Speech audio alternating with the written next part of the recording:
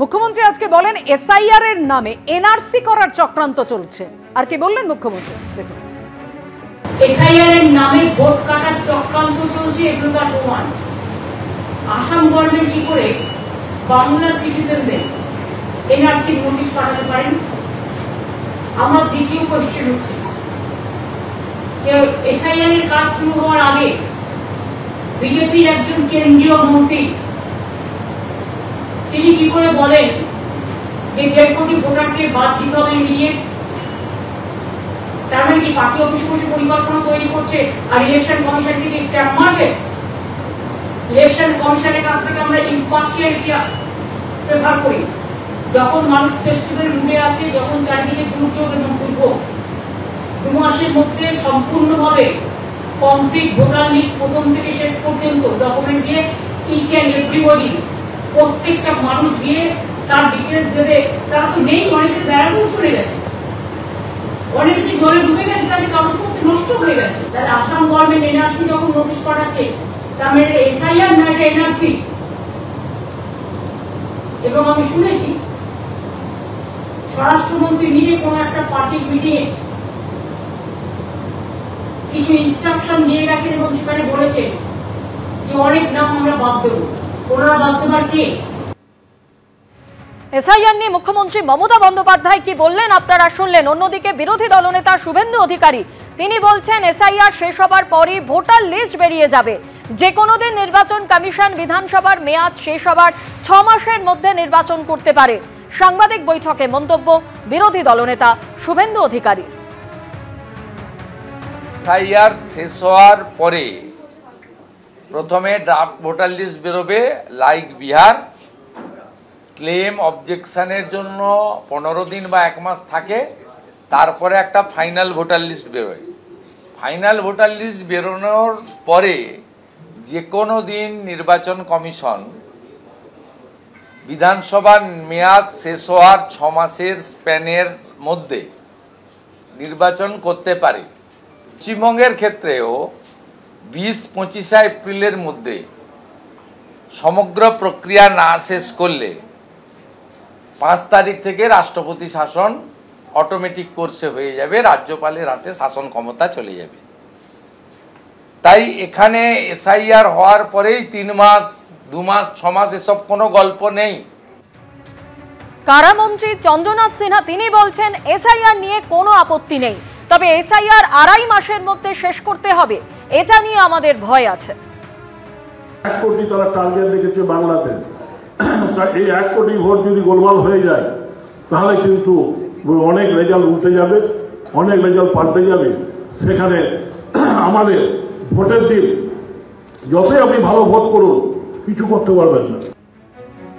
এদিকে বিহারের পর এ রাজ্যে এসআইআর নিয়ে জোর প্রস্তুতি, তোড়জোড় দেখা গেল নির্বাচন কমিশনের। রাজ্যে এসেছে নির্বাচন কমিশনের বিশেষ টিম। কোলাঘাটে, পূর্ব মেদিনীপুর, বাঁকুড়া, ঝাড়গ্রামে নিয়ে তারা বৈঠক করেন। এসআইআর নিয়ে প্রস্তুত থাকতে নির্দেশ দেন জেলাগুলিকে। খবর সূত্রে এসআইআর শেষ হলে 3 মাস পরেই ভোট। বৈঠকে এমনটাই জানিয়েছে কমিশন। সূত্রের এমনই খবর।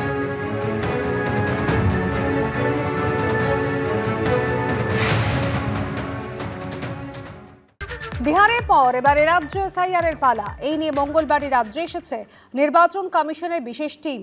সূত্রের খবর, বিজ্ঞপ্তি প্রকাশের পর এসআইআর এর জন্য আবেদনপত্র 3 থেকে 4 দিনের মধ্যে অন্তত 20% ছাপানো কি সম্ভব? যাবতীয় কাজ 11 থেকে 15 অক্টোবরের মধ্যে শেষ করতে নির্দেশ দিল নির্বাচন কমিশনের বিশেষ দল।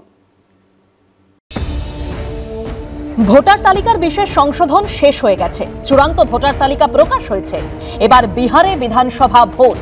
এই পরিস্থিতিতে প্রশ্ন একটাই, ভোটমুখী পশ্চিমবঙ্গে কবে থেকে শুরু হবে এসআইআর? ইতিমধ্যেই রাজ্যে এসেছে জাতীয় নির্বাচন কমিশনের প্রতিনিধি দল। দফায় দফায় বৈঠক করছে তারা।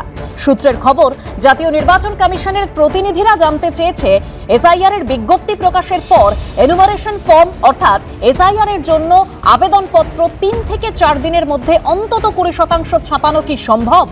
যাবতীয় প্রস্তুতি 11 থেকে 15 অক্টোবরের মধ্যে শেষ করতে নির্দেশ দিয়েছে নির্বাচন কমিশনের বিশেষ দল।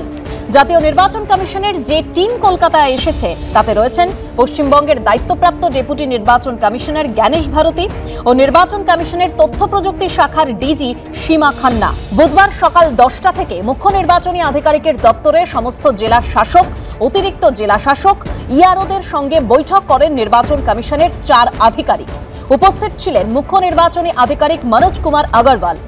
এদিনের আলোচনায় উঠে আসে একাধিক বিষয়। সূত্রের খবর, জাতীয় নির্বাচন কমিশনের আধিকারিকরা জানতে চান পশ্চিমবঙ্গের প্রতিটি জেলা এসআইআর নিয়ে কতটা প্রস্তুত। বিজ্ঞপ্তি প্রকাশের পর এনুমারেশন ফর্ম অর্থাৎ এসআইআর এর জন্য আবেদনপত্র 3 থেকে 4 দিনের মধ্যে অন্তত 20% চাপানো কি সম্ভব?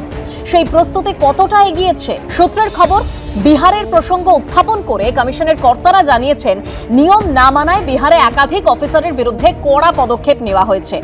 বিকেলে জাতীয় নির্বাচন কমিশনের আধিকারিকরা যান রাজারহাট জেলা পরিষদের অডিটোরিয়ামে। রাজারহাট, গোপালপুর ও রাজারহাট নিউ টাউন বিধানসভার প্রায় 600 জন বিএলওকে নিয়ে বৈঠক করেন তাঁরা। সূত্রের খবর, বৈঠকে একটি প্রশ্নের উত্তরে ডেপুটি নির্বাচন কমিশনার জ্ঞানেশ ভারতী জানান, সুপ্রিম কোর্টের নির্দেশ অনুযায়ী আধার শুধু পরিচয়পত্র, এটা কোনো ঠিকানা বা নাগরিকত্বের প্রমাণ নয়। বিএলওরা আধার কার্ডকে আরেকটি পরিচয়পত্র হিসেবে গণ্য করবেন। এর বেশি আধার কার্ডকে গুরুত্ব দেবে না জাতীয় নির্বাচন কমিশন। সূত্রের খবর, নির্বাচন কমিশনের তথ্য প্রযুক্তি শাখার ডিজি সীমা খান্না বৈঠকে বলেন, বুথ লেভেল অফিসারদের অনেক ক্ষমতা, আপনারা নিয়ম মেনে কাজ করুন। আরে কিছুটা বিএলও যেটা আছে, গাইডলাইন কি আছে, সার্কুলার কি আছে, বিএলও কিরম কাজ করবে, বিএলও কোনো প্রবলেম হচ্ছে না হচ্ছে, বিএলও কোনো প্রবলেম এইসব জিনিস আর কি আছে, জেনারেল জিনিস ছিল। ভিতরে যখন বৈঠক চলছে, বাইরে তখন প্ল্যাকার্ড হাতে বিক্ষোভ দেখান কয়েকজন। আমার ভোটের নামটা কেটে দিয়েছে। মাসখানে আগে বাড়িতে গেছিল চেক আপ করতে, তখন ভোটটা কেটে দিয়েছে। কাউন্সিলরের কাছে গেছিলাম, কাউন্সিলর দেখে বললো হ্যাঁ তোমার নামটা কাটা গেছে। নো এসআইআর প্ল্যাকার্ড নিয়ে এদিন মুখ্য নির্বাচনী আধিকারিকের দপ্তরের সামনে বিক্ষোভ দেখায় দেশ বাঁচাও গণমঞ্চ। রুমা পাল, সমীরণ পাল, অর্ণব মুখোপাধ্যায়ের রিপোর্ট, এবিপি আনন্দ। এসআইআর প্রস্তুতি খতিয়ে দেখতে রাজ্যে হাজির নির্বাচন কমিশনের বিশেষ টিম। এই আবহে আবার তালিকা থেকে প্রায় 1,20,00,000 অবৈধ ভোটারদের নাম বাদ যাবে বলে দাবি করলেন বিজেপি সাংসদ শান্তনু ঠাকুর। শান্তনু ঠাকুরের এমন মন্তব্যের পাল্টা জবাব দিয়েছে তৃণমূল। আর অন্যদিকে সাংবিধানিক প্রক্রিয়ায় এসআইআর হলে কোনো আপত্তি নেই বলে প্রতিক্রিয়া কংগ্রেসের। রাজ্যে যখন নির্বাচন কমিশনের বিশেষ টিম, তখন এসআইআর এ কত নাম কাটা যাবে তা নিয়ে ভবিষ্যৎবাণী শোনা গেছে বিজেপি সাংসদ ও কেন্দ্রীয় জাহাজ প্রতিমন্ত্রী শান্তনু ঠাকুরের গলায়। এসআইআর এ কমপক্ষে 1 থেকে 1,20,00,000 মানুষ যারা অবৈধভাবে ভোটার হিসেবে পশ্চিমবঙ্গের মাটিতে আঁকড়ে ধরে বসে আছে তারা কিন্তু বাদ যাবে। সেখানে রোহিঙ্গা মুসলিম, বাংলাদেশি মুসলিম, ভুতুরে ভোটার, এরা কিন্তু কোনোভাবেই পশ্চিমবঙ্গে আর ভোট দিতে পারবে না। ও প্রমাণ দিক যে 1,20,00,000 লোক যদি রোহিঙ্গা হয়, তো ও যে এতটা ডিটেলস যদি জানে, তাহলে ওইগুলো সবও জানে, ওকে সঙ্গেও মিলেমিশে আসে। তাহলে আরে কি করে বলবো, আমরা তো জানি না। সাধারণ মানুষের বিভ্রান্তি। মৌলালী যুব কেন্দ্রে বুধবার দলের বিএলএদের প্রশিক্ষণ শিবিরের আয়োজন করে কংগ্রেস। সাংবিধানিক প্রক্রিয়ায় এসআইআর হলে আমাদের আপত্তি নেই। অসাংবিধানিক পদ্ধতিতে পলিটিক্যালি মোটিভেটেড এসআইআর করতে গেলে তার আমরা নিশ্চিতভাবে বিরোধিতা করব। আমরা মনে করি যে জেনুইন কোনো ভোটার যাতে বাদ না যায়। এসআইআর শুরু হওয়ার আগে থেকেই পশ্চিমবঙ্গে শুরু হয়েছে রাজনৈতিক বাকযুদ্ধ। তাহলে শুরু হওয়ার পর কি হবে? সমীরণ পাল ও অর্ণব মুখোপাধ্যায়ের রিপোর্ট, এবিপি আনন্দ।